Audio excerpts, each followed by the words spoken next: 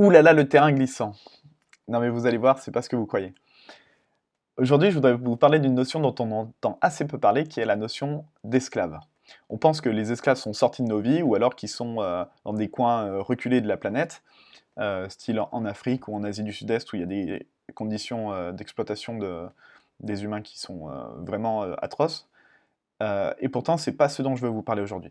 Je voudrais vous parler d'un autre type d'esclaves dont on entend assez peu parler. Ces esclaves, pourtant, ils sont de partout, et c'est ceux qui produisent la majorité, la très grande majorité, je pense au moins à 95 ou 99% des choses qu'on consomme, et pourtant, on s'en rend absolument pas compte. Ces esclaves, c'est les mêmes qu'il y a dans Matrix. Je ne sais pas si vous vous souvenez du film, mais il y a un moment où ils se rendent compte que même sous terre, ils dépendent des machines parce que c'est elles qui font la ventilation dans la ville souterraine et qui leur apportent leur nourriture et tout ça. Et cette dépendance, en fait, on l'a déjà aujourd'hui. Cette dépendance, on a déjà une dépendance aux machines parce que elles produisent. En fait, elles ont une force titanesque, vraiment titanesque. Il y a autant d'énergie dans un plein que 2 mois de travail humain. Et donc, vous me voyez venir, ces esclaves, qu'on ne voit pas, ce sont des esclaves énergétiques. C'est des esclaves qui ne mangent pas la même nourriture que nous, et heureusement. Ça a été introduit par Jean-Marc Jancovici, et le calcul il est simple, qui est, voilà, vous prenez un esclave qui va répéter un mouvement, soit un mouvement avec ses jambes, soit un mouvement avec ses bras, et vous regardez la quantité d'énergie qu'il produit s'il travaille tout le temps. Cette quantité d'énergie, en fait, elle est infime, elle est vraiment toute petite, et c'est pour ça que dans un seul litre d'essence, je veux dire, un litre, c'est tout petit, hein, vous en avez 60 dans le réservoir de votre voiture, 1 litre, vous avez 2 jours de travail humain. C'est une énergie qui est colossale et qui est extrêmement concentrée, et tout ça, vous l'avez pour 1 seul euro.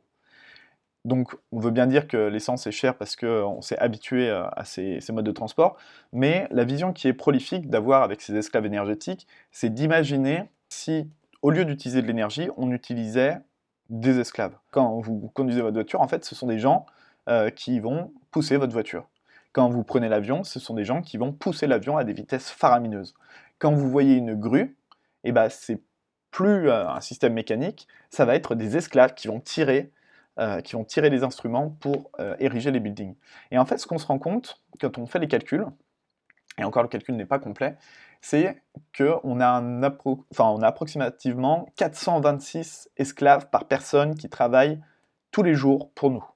Donc là, ça correspond à 426 personnes qui pédalent, qui rament, donc c'est des quantités astronomiques. Et ces esclaves, le problème, c'est qu'ils ont faim et qu'ils consomment à 80% d'énergie fossile.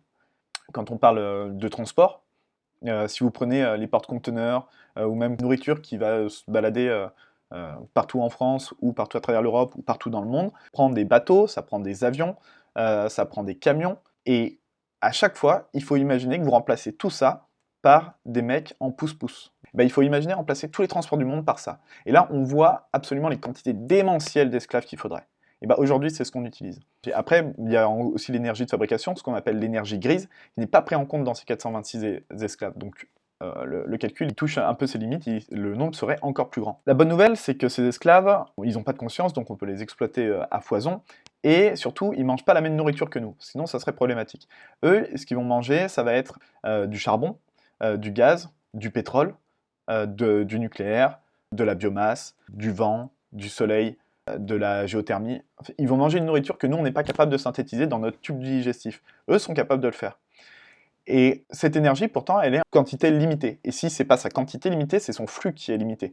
L'énergie a beau être renouvelable, ça reste qu'elle n'est pas infinie. C'est comme si vous prenez un arbre fruitier, vous pouvez dire, oui, il me produit des pommes à l'infini. Oui, il vous produit des pommes à l'infini. Est-ce que c'est pour autant que vous pouvez nourrir l'humanité avec un seul arbre? Non, parce que son flux est limité. Pour les énergies fossiles, là, on a un stock qui s'épuise, donc ça correspond à un immense grenier. Imaginez un immense grenier partout dans le monde, avec un stock d'énergie à profusion, qui nous semble être une corne d'abondance, et on nourrit nos esclaves avec. Nos esclaves, notamment le transport. Le problème, c'est que le transport, c'est la base de l'économie. Tous les échanges, qu'ils soient internationaux, qu'ils soient nationaux. On ne peut pas faire une économie aussi complexe que ce qu'on a si on n'avait pas les transports. Et donc c'est de là que vient notre dépendance au pétrole. Donc en gros, ce qu'on a fait, c'est que de la même manière que la démocratie en Grèce était possible parce que il y avait seulement une petite partie en fait de la population qui était dans la démocratie, les autres c'était des esclaves. Et les esclaves n'avaient pas le droit de vote. Donc en fait, la démocratie athénienne vivait parce qu'elle elle vivait avec des esclaves. Et ce que je veux dire, c'est qu'en fait, on dépend énormément de l'énergie de certaines personnes à répéter une tâche. Mais on a remplacé quand même une grande partie de notre production par la profusion des esclaves énergétiques. Et l'avantage de ces esclaves, c'est qu'ils ont, enfin l'avantage et l'inconvénient, parce que du coup on en abuse, c'est qu'ils ont une force herculéenne. Il faudrait renommer tous les tractopelles Hercule. C'est complètement démentiel quand on y pense.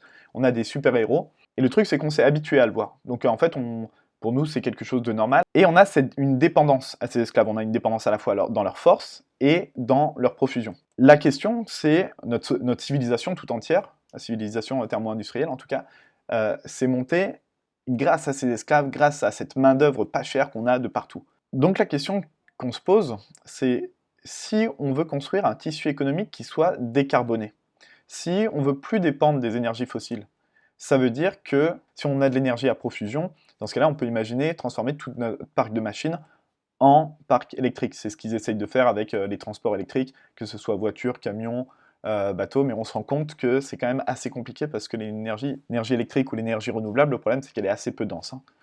Donc, à moins de faire des navires nucléaires qui sillonnent le globe, et je pense que de toute façon on va y arriver, c'est quand même assez compliqué. Il faut qu'on remplace en moins de 10-15 ans la totalité de ces 80% qu'on a de dépendance en énergie fossile par du nucléaire, du renouvelable.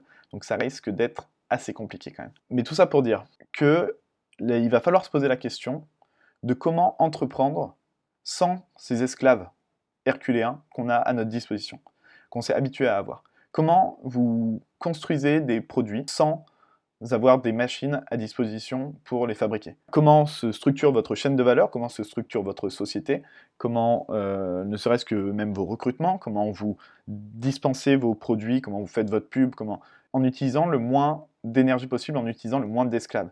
On peut penser au low-tech, mais il y a forcément un retour vers la sobriété.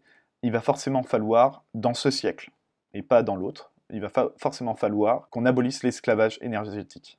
Il va falloir qu'on le diminue drastiquement. Il faudrait diviser par 5 ou 10 notre profusion d'esclaves, et ça va être compliqué. Ça va être compliqué parce que la plupart des gens n'ont pas conscience du confort dans lequel ils vivent. Quand vous ouvrez le robinet, vous allumez la lumière, vous n'imaginez pas qu'il y a quelqu'un qui pédale pour le faire.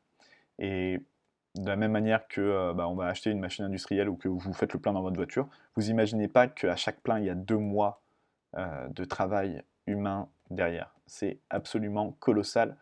Et du coup, la question qui est intéressante à se poser, c'est si on veut entreprendre ou si on veut vivre sans esclaves énergétiques, dans ce cas-là, il faut vivre comme si on avait vraiment des esclaves, comme si on avait vraiment à les nourrir.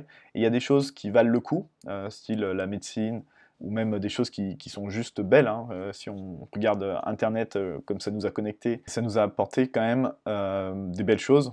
Mais voilà, la question va être de savoir comment on vit, comment on entreprend avec un nombre d'esclaves divisé par 5. Ça va pas être facile et ça va forcément créer des tensions, mais on a besoin que les entrepreneurs qui se lancent aujourd'hui soient des entrepreneurs qui soient conscients de cet esclavage énergétique. Alors faisons comme si c'était vraiment des esclaves qu'on avait sous la main.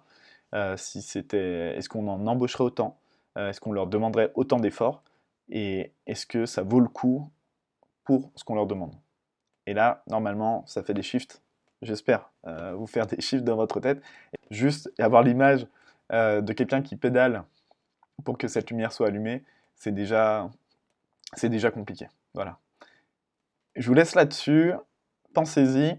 N'oubliez pas de mettre un pouce bleu à la vidéo pour m'encourager à en faire d'autres si vous avez aimé l'angle d'attaque qui est un petit peu frais, qui permet de reposer la question de la décarbonation de notre économie sous un autre angle, qui permet d'accéder à un autre imaginaire. Donc n'hésitez pas à mettre un pouce bleu, à partager si vous pensez que ça peut aider d'autres personnes ou que ça peut être intéressant de débattre de cette notion avec d'autres personnes. Dire oui, bon, voilà, Maxence il abuse quand même quand il parle d'esclave énergétique, c'est quand même pas du tout pareil. Voilà, donc n'hésitez pas à partager. Allez, à la prochaine.